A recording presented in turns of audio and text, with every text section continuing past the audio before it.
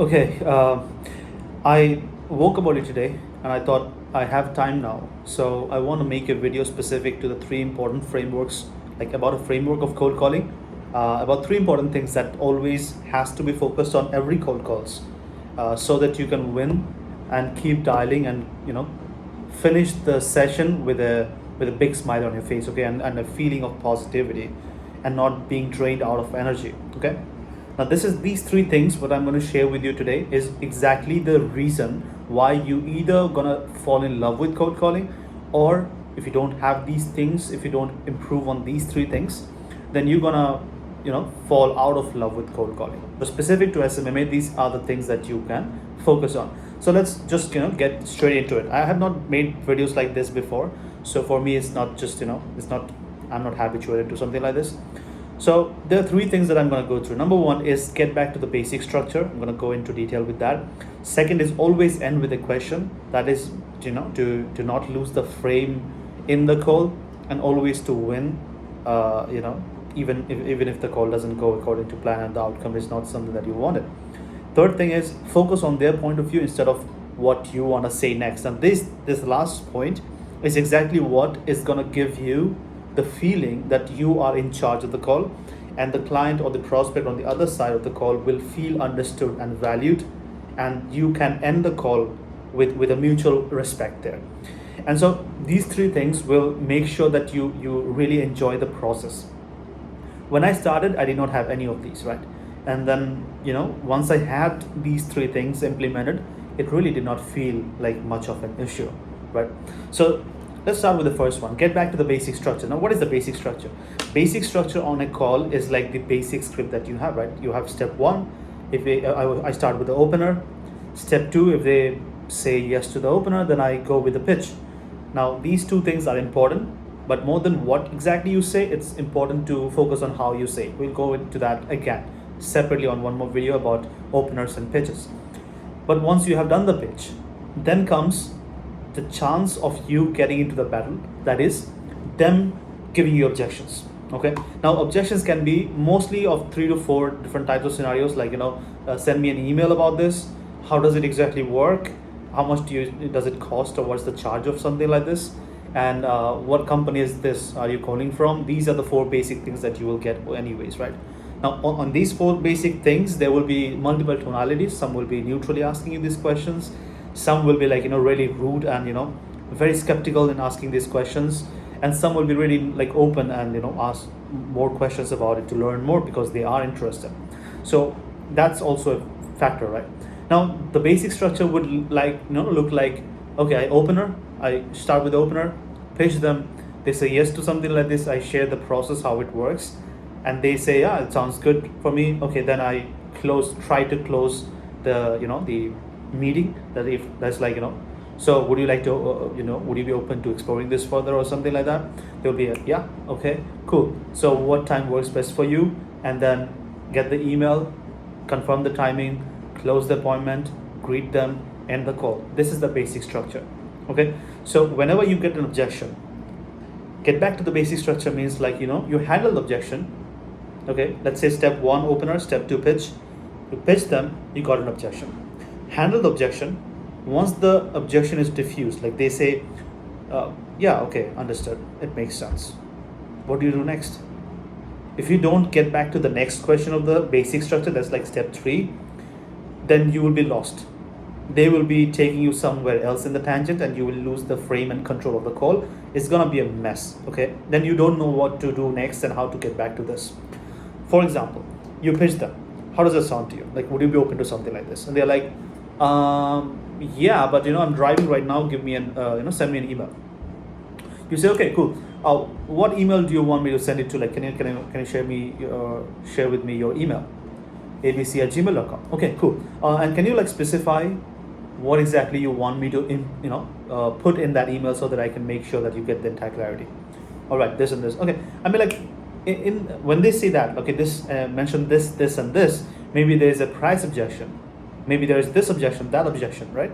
Price is usually a very common thing.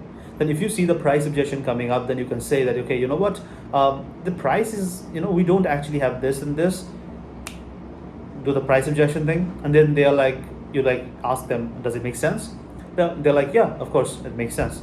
Then you have controlled the email objection and the price objection. So now there's not much to send email about, right? So then you can say, you know what, this is exactly the thing that you wanted to know. I have already shared that with you, right? There is not much to show you in an email. What would make sense for us is to go on a Zoom call, and you can ask more details about this and gain entire clarity, and then you can sit on it and decide that if it makes sense for your situation or not, right? How does that sound to you? And they will be like, okay, yeah, sounds good. Okay, now you've closed and diffused the objection scenario now. Okay, after the pitch, you got an objection. Now you diffuse the objection scenario. Now you come back to the basic structure. What is the next question in the basic structure? It's either the process or closing the meeting. Now, did you get to a position where they are not opposed, like they don't want to know the process entirely? They just already said yes to the Zoom call. So now you can say, okay, cool. So what time exactly works best for you so that we can have a 20-minute Zoom call, get into this in detail, and then we can see how it works from there. Then you just get back to the basic structure, and then you give the Zoom call, email, you already got the email, book a time, confirm the time, book the appointment. That's basically it, right? So I'll give you a basics, a basic structure for the basic structure. Step 1 is opener, step 2 is pitch, step 3 is process, step 4 is closing of the meeting. Like, would you be open to exploring this? Would it make sense for us to have a Zoom call? Closing for the meeting, that's step 4. Step 5 is asking for the email and time. Step 6 is confirming the time. Step 7 is confirming the time again, the third time, and then, end the call with a greeting. That's step 6, or step 6 of the basic structure. So if you have an objection in step 2, you handle objection, get back to step 3, ask the next question in the step 3. If you get an objection in after step 3, handle the objection, get back to step 4. If you have an objection in step 4, handle the objection and get back to step 5, so that you always can come back to this and the basic spine of the conversation is always maintained. Number 1. Of course, there will be more questions about this. You can just use the comment section and ask the question, so that I want to really go in detail about the things that I have learned, so that you guys can learn from the YouTube videos as well. And I don't have like anything specific to share, right? I want you guys to learn from this and start practicing, start dialing the calls, and start going through the hurdles and pains, and you feel like it's something that you are comfortable with. Next, second point is always end with a question. Now, did you notice that whenever I was handling the objections, I always ended with, how does it sound to you? Would you be open to something like this? Would it make sense for us to do that? Does it make sense? These are questions that you can always ask, and have a set of questions that make sense for every scenarios. For example, some examples of questions is like, would it make sense? Does it make sense? Does it sound fair? Sounds fair? Sounds good? How does it sound to you? Right? Would you be open to this? Would it be fair to say that this is what you are thinking about? Correct me if I'm wrong, but it sounds like blah blah blah. Is that correct? Now, these types of questions are always used to get back the control. Now, I'll give you an example. Okay, let's say the client says, so how does it work? And you say, so we do this, and then we book them on your calendar. And you don't end with a question. What happens? What happens is, like, the client, the prospect gets the information and doesn't know what to do with the information. They don't know the direction of the call. You know the direction of the call. The end outcome of the call is to book a meeting. For them, the end outcome of the call is not prepared. You are preparing for the cold calls. They are not preparing for the call. So for them, in their mind, they don't know how to take it forward. So what will they do is, they will take the information, then their mind will try to break the information up into multiple pieces, and then they will find problems and confusions in the scenario. Then they will ask another question. So how do you find these people? Like, how do you find the leads? Then you'll be like, oh yeah, we run Facebook ads, and we do Google ads and YouTube ads, and we find the leads for you. Again, you do not end with a question. What happens? They again take it, again find some more confusion, and they will try pushing the conversation into a point where there is no end to it. They will keep asking a question. They will start feeling low, because you can sense the feeling of not having control in the call, and then you will feel disappointed. You will feel like you are being overpowered, and that will give you the sense of loss. And then you will start losing energy, and the call will go in and they will be like, no, I'm good, not interested. And then you will feel like, okay, I could have got this guy, but I lost it, and now you'll not feel to dial the next number. You'll feel like, it's not good. I don't, I'll cold call. That is why you always end with a question. So if, on the contrary, if they ask, how does it work? What do you say? So we first of all do this, that, this, and that, and then we just do this, and it becomes easy for you. How does it sound to you?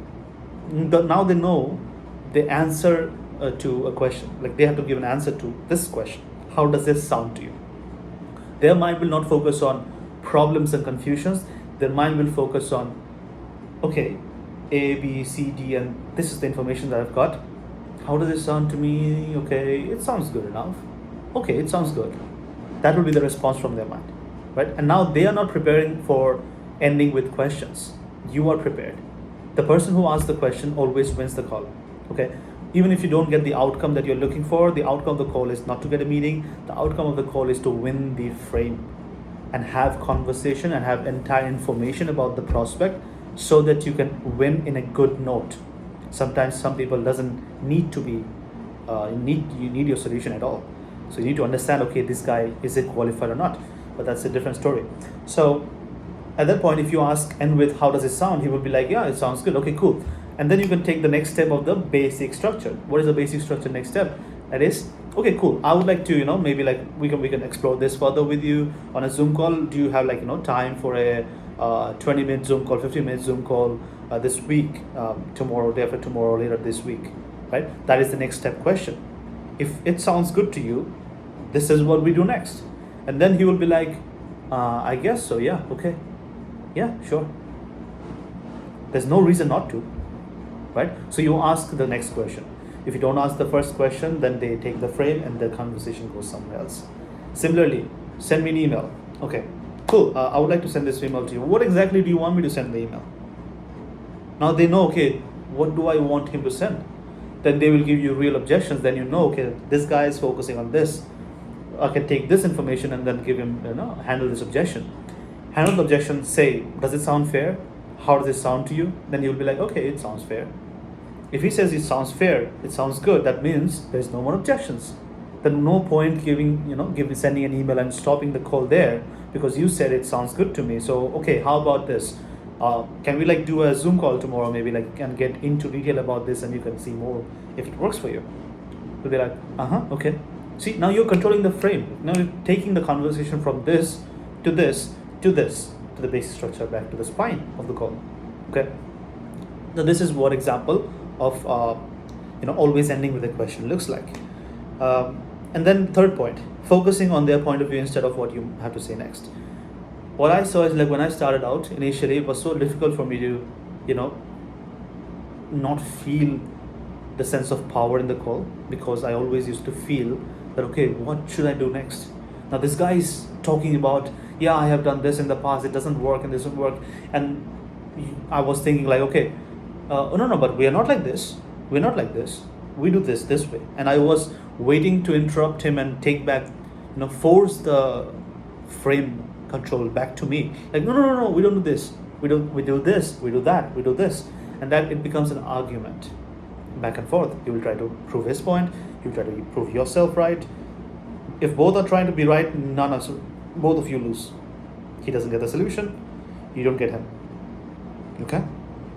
So what we do is focus on their point of view.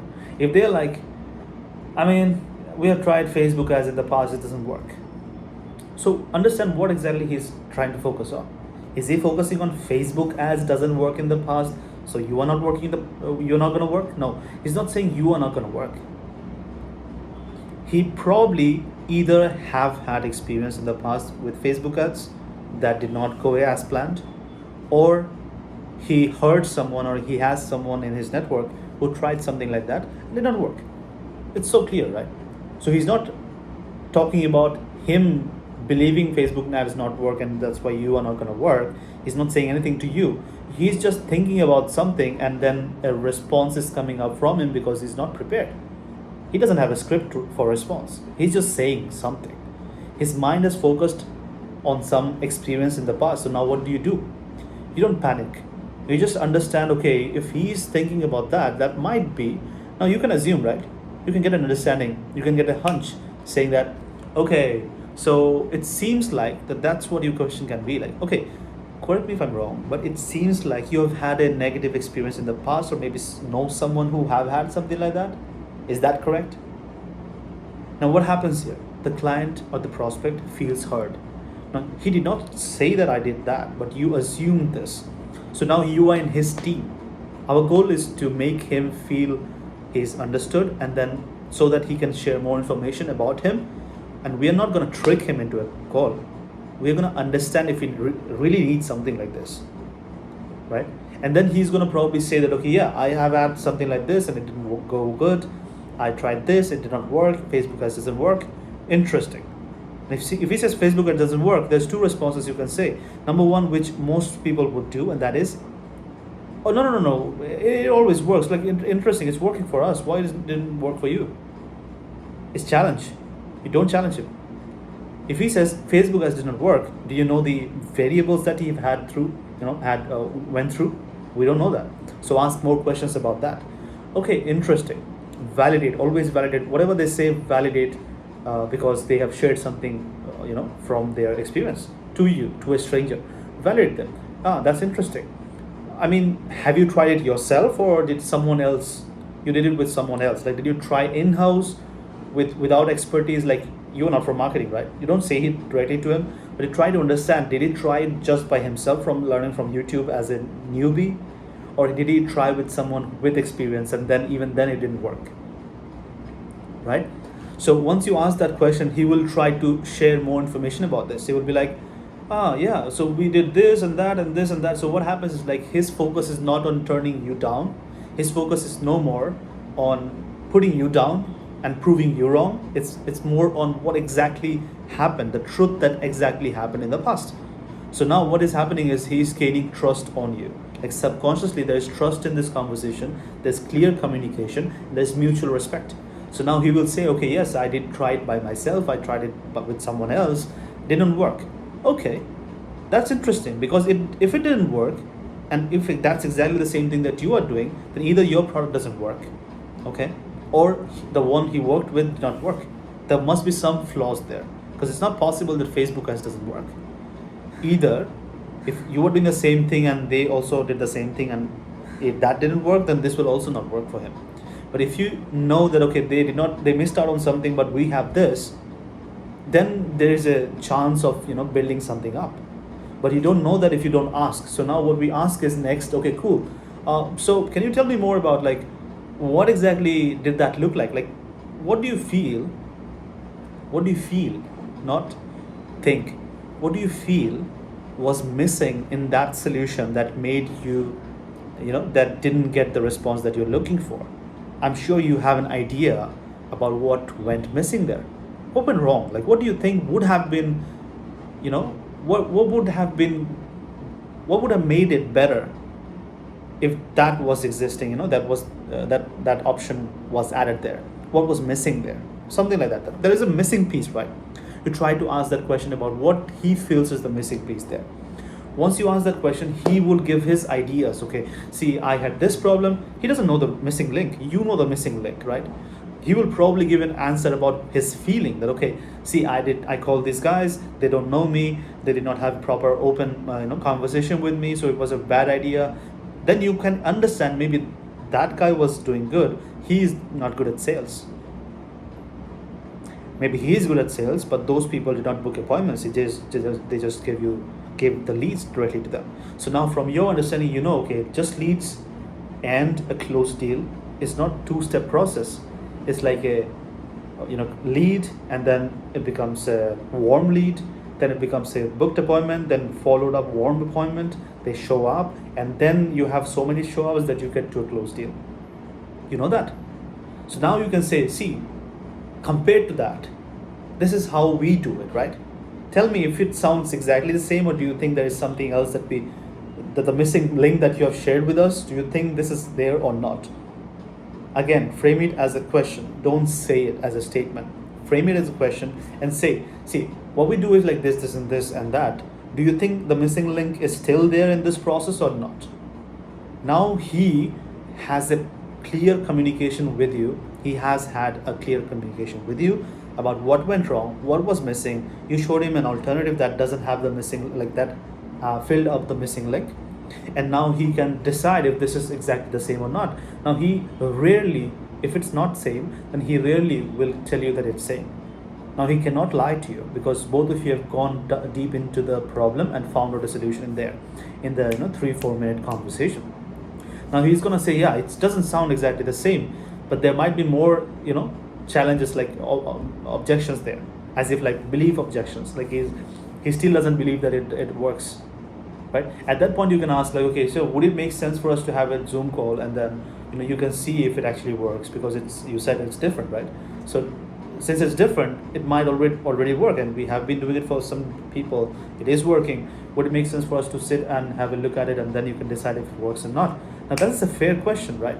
So you end with a, does it sound fair? Can we do that? Does it sound fair? He would probably say, yeah, it sounds fair, right? There's nothing left there. Like, you exactly broke the problem up. You found an alternative and told him that this is an alternative that we have. You don't have that alternative being exposed to. You've not been exposed to that. Would it make sense for us to do that? Does it sound fair? You'd be like, yeah, it sounds fair. Cool. What time tomorrow can we have a Zoom call? That's it. So these are the 3 frameworks. Sorry, I keep getting, I've been training these people, my team, and we have had like hours of training sessions. So it sometimes I'm talking too much. I'm an introvert. It's not normal to me. But sometimes some words might get stuck. I'm trying my best. But anyways, it's an amazing journey, right? I'm so super glad to have this journey with me. So many amazing people in the team. But anyways, frameworks of the cold call, these 3 things is gonna be immensely benefiting you. So what will happen is, by the end of these things, you will gain power and control and frame back into your hands. And what happens is, like, even if you don't get a meeting, you can end it with a like, okay, that it seems like you don't need us at all. So I really appreciate your time. We really had a good connection here. I would let you go. I would let you go then. Have a great day ahead. Drive safe, or whatever they're doing, like, wish them something like really good, and you'll feel like, okay, I'm doing good in the world. There's a positive impact. Someone speaking with you and really having an open conversation with a stranger, and now you have won a stranger, and they have told about their deepest problems with you without knowing who you are, where you're calling from. That is a win. So what happens is, even if you don't get the meeting, you feel good, and that is an energy added to your battery. Then you can dial the next number, you can look forward to the next call. And in 6 calls like this, you'll get someone to say, yeah, it makes sense, and you book a meeting. That's it. That's simple, as simple as that. So there are 3 frameworks. Number 1, get back to the basic structure as soon as possible. Handle the objection, get back to the basic structure. Second, always end with a question. If you don't end with a question, they will ask you a question, and the conversation will go somewhere that you cannot, revive it from. Third is, focus on their point of view instead of focusing on what you exactly want to say. They always focus on something else. They always focus on something else while saying something surface level. If they're saying an objection here, that means they are comparing this situation to something else in their mind. You have to focus on what they are focusing on. Take an assumption and get them to talk about that. Take their focus from here to there, so that this can entirely be your battlefield. Okay, that's it. I'll keep on sharing these things with you guys, and I really want you guys to start dialing as soon as possible. Get to this. Okay, here's the thing. Why am I sharing these things for free? I'm going to share a lot of things for free because I want to build teams. I want people with really good English. I want people with really good English to learn these things, start dialing, start going through the process. And if you want to work with us ever, you can just approach me. You can start dialing as a part of my acquisition team, right? So I would really love to have work with people who are having this mindset of sales, going through the objections, challenges, and growing as an individual. If you really like these things, then comment down below what exactly you want me to focus more on in the cold calling scene, so that I can completely make this channel as like a platform where everyone can learn cold calling from scratch. Okay, see you in the next video. Thanks for watching.